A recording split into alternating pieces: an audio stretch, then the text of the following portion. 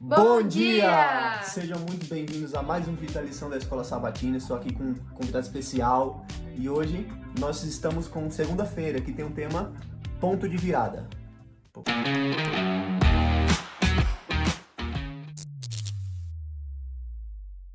Bom, pessoal, hoje a gente vai estudar mais um pouquinho sobre Isaías, né? A gente sabe que a passagem dessa semana está em Isaías 6 e aqui a gente vai ter algumas informações sobre ele. Aqui a lição continua dizendo o seguinte: o profeta Isaías atuou como mensageiro de Deus para Judá, o Reino do Sul. Os estudiosos acreditam que o seu ministério profético durou quase 60 anos. Isaías, ele é um dos profetas mais antigos, como a gente bem sabe, e mais importante também do Antigo Testamento, por causa da abrangência histórica e profética do seu livro e a beleza da sua escrita. O primeiro versículo do livro representa seu ministério, informando que ocorreu durante o governo de 4 reis de Judá. O primeiro era Uzias, o segundo Jotão, o terceiro Acais e o quarto era Ezequias. O ministério do profeta Isaías começou pouco depois que o rei Uzias ele morreu, né? E isso ocorreu por volta de 740 a.C. e marcou um ponto de virada na história da nação.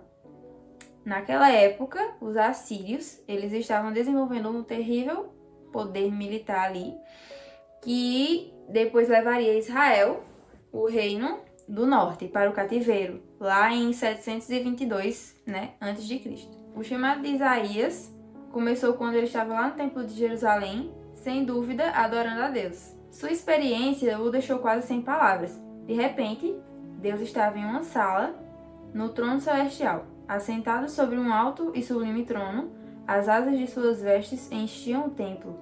Serafins surgiam em cena proclamando louvores como se tentassem superar um ao outro. Diziam o seguinte: Santo, Santo, Santo é o Senhor dos Exércitos. Toda a terra está cheia de sua glória. Os alicerces começaram a tremer e a fumaça encheu o templo. A cena era tão avassaladora que Isaías gritou: Ai de mim, estou perdido, porque sou homem de lábios impuros. Em um ato de graça e misericórdia, Deus enviou um dos seus serafins para tocar os lábios do profeta, tirar sua iniquidade e perdoar seu pecado. Que Deus incrível nós servimos! A resposta de Isaías à graça de Deus foi um coração pronto para fazer tudo o que o Senhor quisesse. Quando o Senhor pediu que alguém fosse enviado em sua missão, Isaías respondeu: Eis-me aqui, envia-me a mim. Isaías aprendeu mais sobre a missão nos versículos 9 e 10. Deus enviava mensagens ao povo, mas eles continuaram a fazer o que sempre fizeram, não ouvir. Eles veriam as ações poderosas de Deus, mas não as seguiriam. Em resumo, Isaías foi chamado para entregar uma mensagem de advertência que não seria ouvida. No entanto, a mensagem do profeta não era apenas composta de más notícias. No versículo 13, Deus prometeu que, embora a destruição os esperasse, uma parcela da nação seria preservada, o remanescente permaneceria. Essa era uma notícia emocionante, pois desse remanescente de Judá viria Jesus, o Messias. O mais interessante de se ver é que se o povo tivesse ouvido a mensagem de Isaías, a destruição de Judá não teria acontecido. Não teria de ser necessário um remanescente, até porque se o povo se arrependesse, eles podiam receber o perdão, porque era só o povo se arrepender. Em inúmeras passagens, tanto em Amós, se vocês lerem Amós, a gente vê o quão terrível Israel era contra Deus e o quanto Deus aguentava e ainda queria perdoar Israel por mesmo tudo que eles tinham feito, não é? Sim, Deus ele sempre estava disposto a dar segundas chances sempre que Israel ele errava em algum ponto. E com a sua incrível misericórdia, ele sempre estava ali disposto a tentar novamente com o povo, mas o povo, infelizmente, sempre estava ali para tropeçar e tropeçar novamente no mesmo erro. E a gente vê que, embora a destruição os esperasse, Deus ainda tinha a misericórdia de separar um povo desse que ele ia destruir para que fosse o remanescente. E do remanescente viria Jesus, o Messias. Jesus ele foi a promessa, né, que Deus deixou de esperança para o povo, né, que apesar de todo o caos que estava se alastrando, Jesus ele era a esperança de que no futuro nós viveríamos na Canaã Celestial com Deus, né? E a gente também não pode deixar de fora, no terceiro parágrafo, no finalzinho dele, que Isaías responde: Eis-me aqui, envia-me a mim. Muitas pessoas têm esse chamado e essas pessoas não respondem a esse chamado por medo, porque às vezes até por covardia.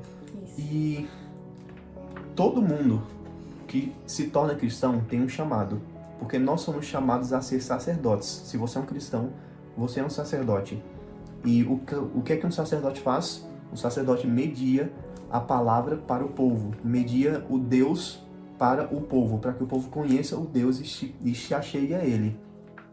Se o nosso chamado é porque a gente vá até as pessoas e mostre Deus a elas, então, se a gente rejeita o eis-me aqui, a gente vai estar descumprindo o dever do cristão, o dever básico do cristão. É interessante que Isaías, ele prontamente já aceitou o chamado de Deus, ele não recuou e ele seguiu em frente com o que Deus queria. Apesar de, como aqui na lição fala, ele foi chamado para pregar para pessoas que não queriam ouvir ele, que não iam cumprir aquilo que Deus estava pedindo através de Isaías.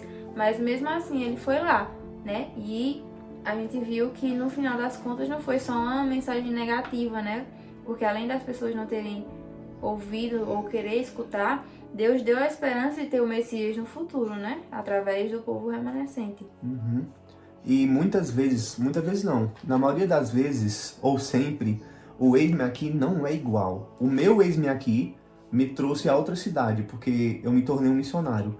O eis-me aqui dela pode ser diferente do meu, e o eis-me aqui de você pode ser diferente do nosso. Mas todos nós temos um eis-me aqui. Se a gente não aceitar, a gente vai estar em falta. E agora temos uma pergunta para vocês. Para que vocês façam no para casa. Como você responde à misericórdia de Deus? Eu quero que você pense, até porque aqui tá falando pense. Eu quero que você pense aí na sua casa e depois de refletir bastante, coloque nos comentários, ou se for algo muito pessoal, você fique para você mesmo. No seu momento pessoal com Deus, você responde ali no íntimo com Ele.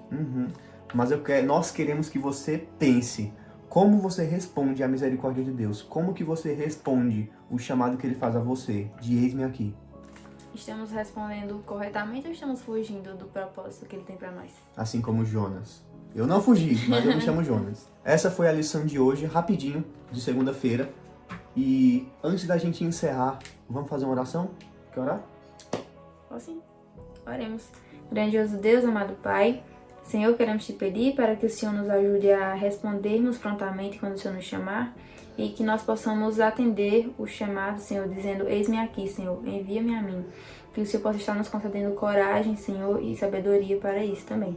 Fica com cada um de nós, fica conosco aqui e também com as pessoas que estão assistindo esse vídeo. Em nome de Jesus, amém. Amém. Antes da gente encerrar por completo, por favor, se inscreva no nosso canal, dê o like, compartilhe e vá nas nossas redes sociais que vai estar aparecendo aqui. Aí ele vai pra cá, vai pra cá, vai pra cá, vai pra cá, vai pra cá, vai pra cá, vai pra cá e vai sumir.